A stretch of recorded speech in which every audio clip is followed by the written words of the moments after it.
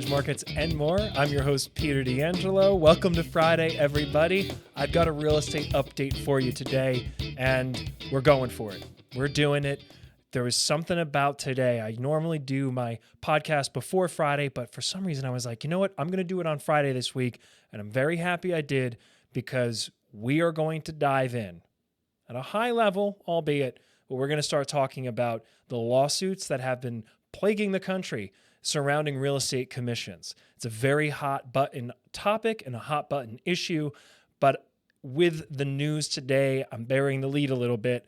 With the news today, I thought it'd be appropriate for us to spend some time to talk about it.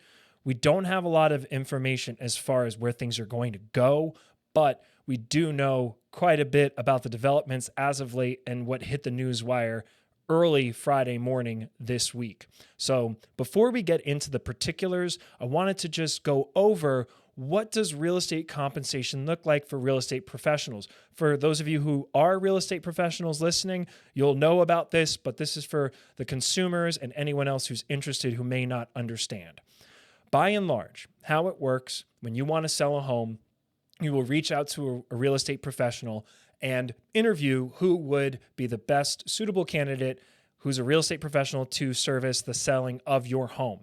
In that process, they will go through their listing presentation. They'll go through all of the different things that they will do to market your property, which includes listing it on something called the multiple listing service, otherwise known as the MLS. Another Friday, another acronym, but we're going to refer to that as the MLS. There's a multiple listing service throughout the whole country, and that is established by the National Association of Realtors. There are other multiple listing services in different markets and different areas, but by and large, there's the main MLS that services the whole country. So to keep it simple, we're just going to talk about that, the MLS, the multiple listing service. You're going to sell your home. You identify the realtor who's going to do a great job for you in listing your home and getting you top dollar for that property. Now they're going to set up their compensation with you. They're going to say, okay, I am going to charge let's just say a 2% fee is what is going to be paid to me out of the proceeds of the sale of this property. And that's going to be my commission as a real estate agent. Also, we're going to be offering 2% to any buyer's agents that bring prospective buyers to us. And for the buyer that has the accepted offer, the agent that introduced them and that brought them to that property will be getting 2%. What I'm going to do, playing the role of a real estate agent here, I would say to my client, okay, client, I am going to list your property. We're going to put it on the multiple listing service, and I am going to promote that there is a 2% buyer's agency compensation. That's going to let any buyer's agent know when they take their client there to see the property. If the offer is accepted, that real estate agent is going to get a 2% commission. The lawsuits that have been happening over the course of the past year plus have centered around allegations of collusion, antitrust. These are the main concepts. Most recently, the reasons for the lawsuits we're going to go through in particular right now. So first and foremost are the allegations of antitrust violations. So the plaintiffs are arguing that the National Association of Realtors and real estate boards local. So there are local real estate boards in addition to the national level. And those local real estate boards and the National Association of Realtors had engaged in anti-competitive practices that are artificially inflating the commission rates. That's their claim number one. Claim number two, these are just the main ones.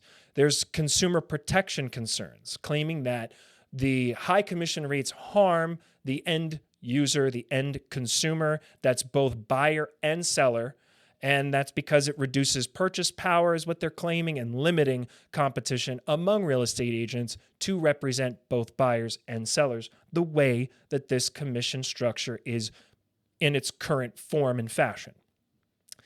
There's also discriminatory allegations within these lawsuits claiming that these commission structures are maintaining and inflating commission rates for realtors in a way that significantly impacts negatively low-income households that may not be able to pay those higher commission rates. These are the main themes. There's other things involved, but I'm trying to keep it simple today so that we can identify what's going on. These are now the challenges. These are the key details within the scope of those allegations. First and foremost is a challenge to the multiple listing service rules. How that is currently structured is that in order to receive these standardized commission rates, you need to be on the multiple listing service in order to get those commissions. If you're not on the multiple listing service, you cannot get the commissions that are promoted. Additionally, the plaintiffs allege the National Association of Realtors and the real estate boards in those areas maintained those high commission rates through collusion together, and they are now seeking damages for the higher commission rates that both buyers and sellers have been paying as of late. Real estate values have gone up quite a bit since the pandemic, and due to a high volume of activity, a lot of people shifting around, and then with a scarcity of inventory that happened thereafter over the past year or so, then everyone's starting to look at every penny, especially as inflation rose to such a high degree. So everyone's pinching pennies and checking their pockets, and that's part of what had precipitated these allegations and these lawsuits. The news today, which is the banner news that brought this to my attention that I thought I should share what's going on here with everybody, is that the National Association of Realtors has agreed to pay a settlement of $418 million for the damages sought through these commission lawsuits. This is reported as of the New York Times this morning. It is a developing story, so there's going to be more to come, I'm sure, but we did get this figure. It hasn't been filed with the courts, but it was promoted that this is something that they will be filing for the settlement, $418 million. In addition to the money, there's some other key pieces of information that's inclusive in this settlement. $418 million for damages.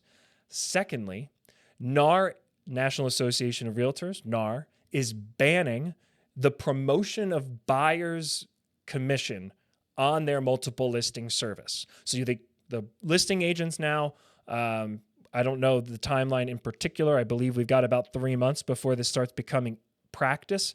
But as a listing agent, when I put a property on the multiple listing service, I no longer get to promote what we are willing to be paying a buyer's agency commission. So in order for that to happen, any buyer's agent would need to contact the listing agent to find out what was the buyer's agency commission that was negotiated when the listing was first set up in the multiple listing service. Additionally, there's also requirements for the multiple listing service to offer and accept compensation is banned. So let me say that again. The requirement that agents subscribe to the multiple listing service in order to offer or accept compensation is now banned. I am at a loss. I do not know how this will be implemented or policed, but this is a rather radical shift to how business will be able to be conducted in real estate in the short term. Lastly, there is going to be a requirement for buyer's agency agreements. I didn't cover that at the beginning because it's not very customary, but it is in practice. I do know of real estate agents and brokerages that leverage the use of a buyer's agency agreement. This is something that the real estate agent who's going to be taking out prospective home buyers to view homes, they'll have them sign an agreement that essentially says, I am your buyer's agent. You are exclusively working with me, and I'm going to work with you to find a property. And that buyer's agency agreement very likely will have in it a prescribed amount of commission.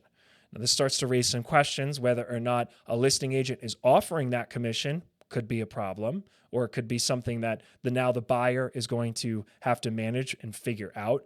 I'm not going to get too into the weeds with it. These are just a couple quick scenarios to show that this is a fluid situation and a very complex situation, but it is something that now we have confirmation because of this settlement that this is going to transpire over the next few months.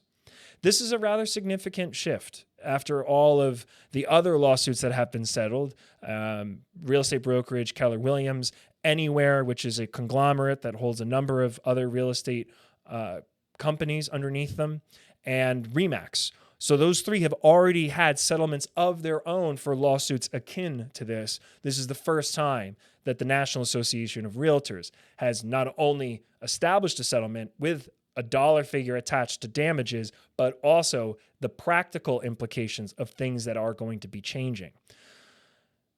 This was a lot of information. We're going to see how things develop. I anticipate now on our Friday updates, I'll at least make commentary on something going on in this world, in these new changes that are going to be transpiring over the near future.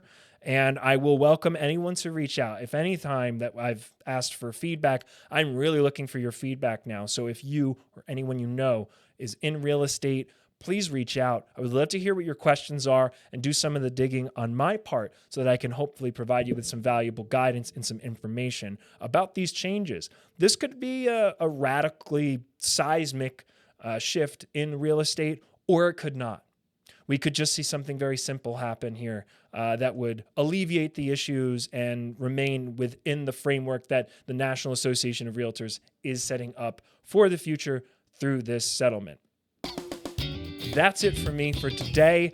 I will keep you updated on mortgage rates next week. I can tell you right now, as we close out this week, bit of a bumpy ride. I had good news on Monday, and then that news turned sour rather quickly this week with some other information, which I'll delve into more on Monday. But for now, I hope you all have a great weekend. I'm looking forward to getting an update over to you. And happy St. Patrick's Day to those who are going to celebrate and partake. I hope you have a wonderful, fun-filled weekend. Stay safe, have a great time, and I look forward to seeing you on Monday. Take good care.